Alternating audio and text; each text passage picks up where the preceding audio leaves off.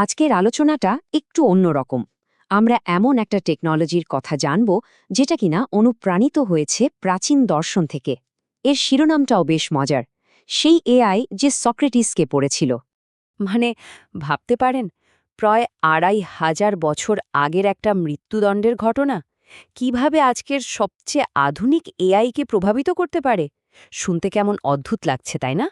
চলুন এই অবাক করা যোগসূত্রের রহস্যটা আজ খুঁজে বের করা যাক। তো আমাদের এই গল্পের শুরুটা হচ্ছে একেবারে প্রাচীন এথেন্সে, আর গল্পের কেন্দ্রে আছেন দার্শনিক সক্রেটিস। আচ্ছা, তাকে কিন্তু একটা মজার নামে ডাকা হতো, অ্যাথেন্সের গ্যাডফ্লাই। মানে এমন একটা মাছি যে সারাক্ষণ ভন ভন করে সবাইকে বিরক্ত করে। কেন? কারণ তিনি সেই সময়ের সমাজের সব ধ্যান ধারণাকে শুধু প্রশ্ন করে করে মানুষকে অস্বস্তিতে ফেলে দিতেন। সময়টা খ্রিস্টপূর্ব ৩৯৯ সাল। জায়গাটা হলো এথেন্স। এটা ছিল সক্রেটিসের জীবনের একেবারে শেষ সময়। তিনি এমন এক চিন্তাভাবনার জন্ম দিয়েছিলেন যা কিনা পরের ২,০০০ বছরেরও বেশি সময় ধরে পুরো পশ্চিমা দর্শন আর সভ্যতাকে প্রভাবিত করেছে। আর তার মূল মন্ত্রটা কি ছিল জানেন? খুব সহজ, প্রশ্ন করতে করতে সত্যকে খুঁজে বের করা। কিন্তু এই প্রশ্ন করাই তার জন্য কাল হল। তখনকার শাসকরা তার বিরুদ্ধে ৩টা বড়সড় অভিযোগ আনল। ১, রাষ্ট্রের দেবতাদের নিয়ে তিনি নাকি আজে বাজে কথা বলেন। ২, তিনি রাষ্ট্রের বিরুদ্ধে ষড়যন্ত্র করছেন। আর সবচেয়ে মারাত্মক অভিযোগটা ছিল তিনি নাকি এথেন্সের যুব সমাজকে নষ্ট করে দিচ্ছেন। আসলে তার প্রশ্নগুলো সমাজের একেবারে গোড়ায় গিয়ে নাড়া দিয়েছিল, আর এতেই শাসকরা ভয় পেয়ে গিয়েছিল।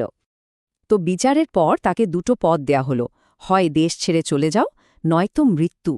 তার বন্ধুরা কিন্তু তাকে জেল থেকে পালিয়ে যেতে সাহায্যও করতে চেয়েছিল, কিন্তু সক্রেটিস রাজি হলেন না।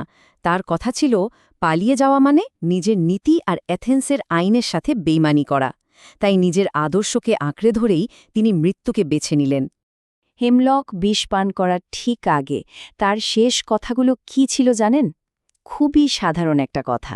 তিনি তার এক শিষ্যকে ডেকে বললেন, আমার এক প্রতিবেশীর কাছ থেকে একটা মুরগি ধার করা ছিল, ওটা দয়া করে ফেরত দিয়ে দিও। ভাবা যায়, মৃত্যুর মুখে দাঁড়িয়েও কি ভীষণ স্থির আর দায়িত্ববান একজন মানুষ। এটাই ছিল সক্রেটিস। সক্রেটিসের মৃত্যুটা অবশ্যই একটা বড় ট্র্যাজেডি, কিন্তু তার আসল অবদানটা হলো তিনি যে পদ্ধতিটা আমাদের জন্য রেখে গেছেন, যেটাকে আমরা এখন বলি সক্র্যাটিক মেথড বা সক্রেটিসের প্রশ্ন করার পদ্ধতি। আচ্ছা, এই সোক্রাটিক মেথডটা আসলে কি? এটা হলো এমন এক ধরনের আলোচনা যেখানে একজন সরাসরি উত্তর বলে দেয় না, বরং সে একের পর এক প্রশ্ন করে অপরজনকে চিন্তা করতে সাহায্য করে। মানে তাকে নিজের উত্তরটা নিজেই খুঁজে বের করতে সাহায্য করে।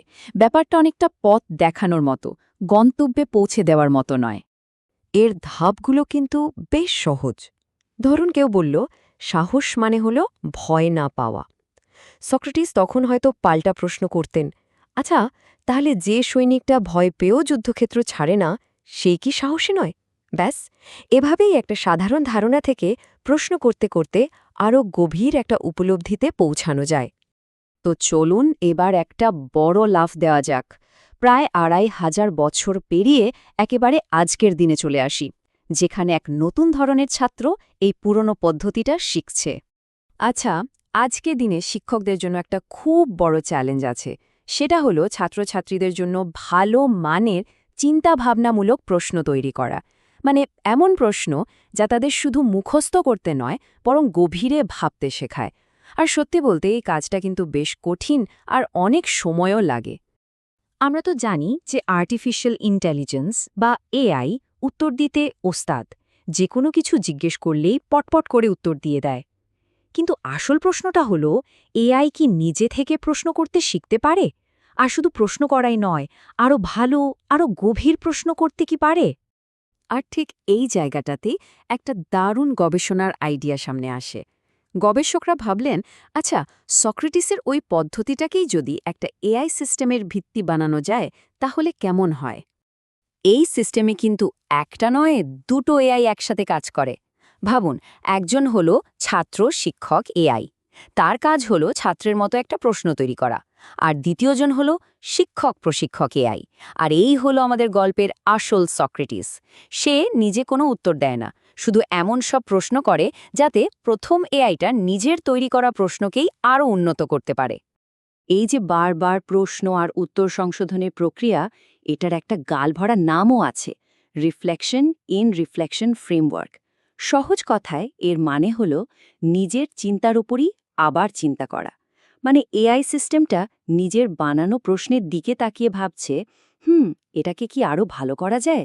ঠিক যেমন একজন ছাত্র সক্রেটিসের সাথে কথা বলতে বলতে নিজের ভাবনাকে গুছিয়ে নিত। পুরো ব্যাপারটা একটা চক্রের মতো কাজ করে। দেখুন, প্রথমে একজন সত্যিকারের শিক্ষক একটা টপিক ঠিক করে দেন। এরপর ছাত্র এআইটা একটা প্রশ্ন ড্রাফট করে। তখন শিক্ষক এআই, মানে আমাদের সক্রেটিস এআই, তাকে আরও ভালো করার জন্য একটা গাইড করার মতো প্রশ্ন করে। ছাত্র এআইটা তখন সেই অনুযায়ী নিজের প্রশ্নটা বদলে ফেলে, আর এই চক্রটা চলতেই থাকে যতক্ষণ না প্রশ্নটা একেবারে নিখুঁত হচ্ছে। তো এত কাণ্ড করে এই প্রাচীন জ্ঞানকে আধুনিক প্রযুক্তিতে কাজে লাগিয়ে ফলটা কি দাঁড়ালো? চলুন এবার রেজাল্টটা দেখা যাক। এই চার্টটা দেখলেই ব্যাপারটা পরিষ্কার হয়ে যাবে। গবেষণায় দেখা গেছে যে সাধারণ এআই মডেলগুলো একবারে বা ওয়ান শটে প্রশ্ন তৈরি করে, তাদের চেয়ে এই সক্রেটিক পদ্ধতিতে তৈরি করা প্রশ্নগুলোর মান অনেক অনেক ভালো। বিশেষ করে দুটো দিকে, প্রশ্নগুলো অনেক বেশি প্রাসঙ্গিক আর সেগুলোর গভীরতাও অনেক বেশি। তার মানে মূল কথাটা কি দাঁড়ালো? এটাই যে দুটো এআই এর মধ্যে এই সক্রেটিক আলোচনার পদ্ধতিটা একটা সাধারণ সিঙ্গল প্রম্পট পদ্ধতির থেকে অনেক বেশি গভীর আর কাজের প্রশ্ন তৈরি করতে পারে। এটাই হলো আসল আবিষ্কার। ভাবুন একবার, সক্রেটিসকে মরতে হয়েছিল কারণ তার প্রশ্নগুলোকে তখনকার সমাজ বিপজ্জনক মনে করেছিল। আর আজ সেই একই প্রশ্ন করার পদ্ধতি আমাদের প্রযুক্তিকে আরও বুদ্ধিমান, আরও উন্নত করে তুলছে। আর এটা আমাদের সবার সামনেই একটা বিরাট প্রশ্ন রেখে যায়, ভবিষ্যতে টেকনোলজিকে আরও ভালো করতে প্রাচীন যুগের আর কোন জ্ঞানকে আমরা এভাবে কাজে লাগাতে পারি।